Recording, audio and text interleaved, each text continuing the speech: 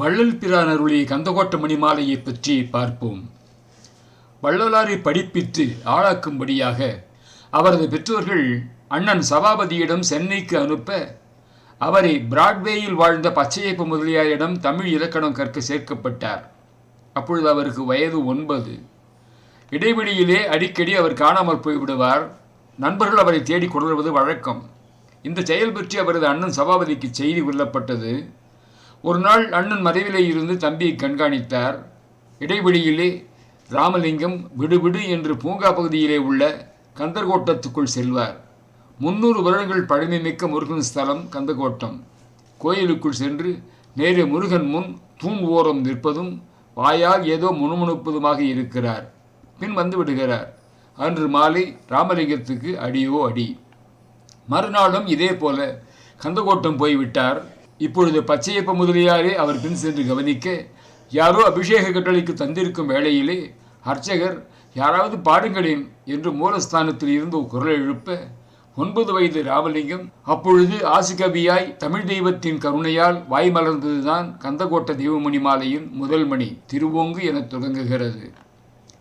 ஆசுகவி என்பது மிகச் சிக்கலான இலக்கண அமைப்பு கொண்டது. கற்றறிந்த பண்டிதர்களுக்கே உரிய நேர்த்தியோடு அக்கவி வெளிப்படவும், பச்சையப்ப முதலியார் கற்பிப்பதற்கு அப்பாற்பட்ட தெய்வப்பேறு உள்ள குழந்தை இது என்பதை புரிந்து கொண்டார். சபாபதியிடம் இதை புரிய வைக்க முயற்சித்தார். இந்த குழந்தைக்கு கல்வி கற்பிக்கும் தகுதி எனக்கில்லை என்று கூறிவிட்டார்.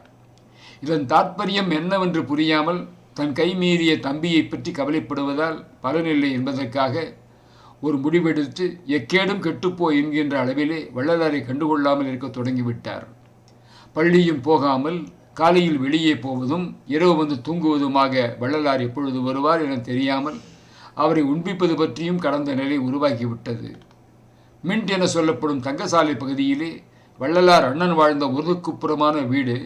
நல்ல வேளையாக அந்த வீடுதான் 4 பேர் கைமாறி இப்பொழுது ஆன்மீக உணர்வுள்ள ஒருவரின் கைக்கு வந்ததால் அந்த மாடி போர்ஷனை அப்படியே ஒரு கோவில் போல மாற்றி வைத்திருக்கிறார்கள். தூத்துக்குடி மாவட்ட சன்மார்க்க அன்பரும் சென்னை ரயில்பட்டி தொழிற்சாலை ஊழியருமான பாலகிருஷ்ணன் அவர்கள் அவரை அண்டியோர் பல ஊர்க்காரர்களையும் வெளிநாட்டிலையும் அங்கு அழைத்துச் சென்று காட்டும் தொண்டு செய்து அவர் இல்லம் போஷிக்க காரணமாக இருக்கிறார். அந்த இல்லம் ஒரு திண்ணைக்கு அடுத்து வாசலும் அதனுள் 2-3 ஒட்டுக்குடித்தனமும் உள்ளபடியில் ஏறி போனால் மாடியும் சிறு வீடும் உள்ளது. இரவு நேரமானதும் வாசலை மூடி படுத்து விடுவார்கள். பிந்திய இரவு வரும் வள்ளலார் திண்ணையிலே படுத்து விடுவார். சாப்பாடு வேண்டும் என்று யாரும் கேட்க முடியும்? பசி தர்ம சங்கடமான நிலைமை வள்ளலார் அனுபவித்ததுதான். இதற்கு முன்பே நிலை கண்ணாடியில் தலைவார போனால் தனக்கு பதிலாக முருகனின் அருட்காட்சி காண ஆரம்பித்து அந்த சத்குருவே அவரை ரகசியமாக நடத்தி கொண்டிருந்தார் என்பது யாவரும் அறியாதது. உலகறிய வள்ளலார் பாடிய முதல் பாடல் திருவோங்கு என்ற தெய்வமணி மாலை பாடல் என்றால், வள்ளலார் முதல் பாடியது திருத்தணி முருகனை கண்டு பாடியது என்று அவரே பின்னாளிலே தெரிவித்திருக்கிறார். அப்படியானால் அந்த சிறுவனை யார் திருத்தணி அழைத்துச் சென்றது என்றால், சாட்சாத் சத்குரு முருகனே அவரை அழைத்துச் சென்று கொண்டிருந்தார். அந்த தெய்வமணி பாடல் ஒன்றை கேட்போம், அதன் பொருளை பார்ப்போம். தனநீடு சென்னையில் கந்தகோட்டத்துள் வளர் தலமோங்கு கந்தவேளே, தன்முக துய்யமணி உன்முகச் செய்வமணி ஷண்முக தெய்வமணியே. செல்வம் மிகுகின்ற சென்னை கந்தக்கோட்டத்தில் உள்ள கோவிலில் எழுந்தருளியிருக்கும் கந்தவேட் கடவுளே, தண்ணிய ஒளியுடைய தூய மணியில் சிறந்த தெய்வமணியாகிய ஷண்முகம் கொண்ட தெய்வமணியே, மனமான ஒரு சிறுவன் மதியான குருவையும் மதித்திடான். எனது மனமாகிய ஒரு தனிச்சிறுவன் அறிவாகிய குருவையும் மதிப்பதில்லை. நின் நடிச்சீர் மகிழ்கல்வி கற்றிடான் சும்மா இரான். நின்னுடைய திருவடி புகழை விரும்பி உரைக்கும் கல்வியை கற்க மாட்டான், ஆயினும் சும்மாவாகவும் இருக்கின்றான் இல்லை. காம மடுவினிடை வீழ்ந்து சுழல்வான், காமம் என்கின்ற மடுவிலை விழுந்து சுழல்கின்றான். சினமான வெஞ்சுரத் தொழுவன் சினமென்னும் மெம்மை நிலவும் சுரத்தின் கண் திரிகின்றான். உலபமாம் சிறு குகையினோடு புகுவான், உலபம் என்று உரைக்கப்படும் சிறு குகையினிலே புகுது ஒழுகிறான். செருமோக இருளடி செல்குவான், மதமெனும் செய்குன்றிலேறி விழுவான். பகை செய்யும் மோகம் என்னும் இருளிலே சென்று இடர்படுவதும் மதமெனப்படும் செய்குன்றின் மேல் ஏறி குப்புற விழுவதும் செய்கின்றான். இனமான ஆச்சரிய வெங்குழியின் உள்ளே இறங்குவான். அம்மதத்திற்கு இனமான ஆச்சரியம் என்ற வெவ்விய குழியிலே இறங்குகிறான். அந்தோ சிறிதுளும் என் சொல் கேளான் எனது கைப்படான். ஐயகோ சிறிதும் என் சொல்லை கேளாது ஒழியும் அவன் என் கைக்கும் அகப்படுகின்றான் இல்லை. மற்றதற்கு ஏழையேன் என் செய்குவேன், ஏழையாகிய யான் இதற்கு என்ன செய்வேன், நீதான் துணை செய்தல் வேண்டும் என்று பொருள். செல்வ வாழ்வே சிறந்து தோன்றுதலால் தனம் நீடு சிறுமை என்று பாராட்டுகிறார். பிறந்து மொழி பயின்று அறிவுற்ற பொழுது தனது உண்மை தோற்றுவித்தலால் மனத்தை ஒரு சிறுவன் என்று உருவகம் செய்கிறார்.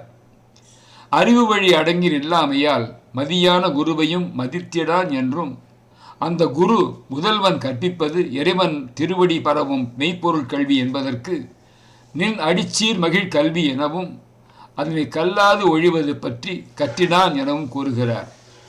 ஆழ்ந்து நீர் நிறைந்து நிலை கொள்ளாத நீர்நிலையாய் மடுப்போல காமமும் தன்கண் வீழ்ந்தாரை எழாமல் அலமரச் செய்யும் இயல்பிற்றாதலின் காம மடி என்று கூறுகிறார். அதன் கண் தோய்ந்த மனமும் நிலை கொள்ளாமல் சுழல்கின்றது என்பார். காம மடுவினடை வீழ்ந்து சுழல்வான் என உரைக்கிறார். வெயில் நின்று வெதுப்பும் நிலப்பகுதி சுரம், அதுபோல சினமும் மெம்மை செய்வதால் சினமான வெஞ்சுரம் என்றார். உலோபமாகிய குற்றம் தங்கிய மனம் குகை போல் இருண்டு கிடத்தல் பற்றி உலோபமாம் சிறுகுகை எனவும், மோகமாகிய குற்றம் அறிவை இருள்படுத்தி பகையாய் துன்பம் உருவிட்டதால் சிறுமோக இருள் எனவும் கூறுகிறார்.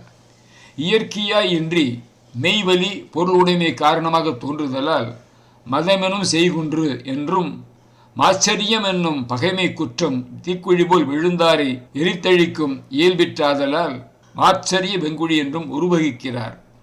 மனம் தன்னை உடையான் வழி நிற்பதின்றி நிறுத்த நில்லாமல் ஓடுவதால் அந்தோ என் சொல் கேளான் எனது கைப்படான் என்றும், தனது மாட்டாமை தோன்றி ஏழையேன் என்றும், அதனை அடக்கி நிறுத்தற்கு ஏற்ற அருள்வலி அருள் வேண்டும் என்றும் என் செய்குவேன் என்றும் எம்புகிறார்.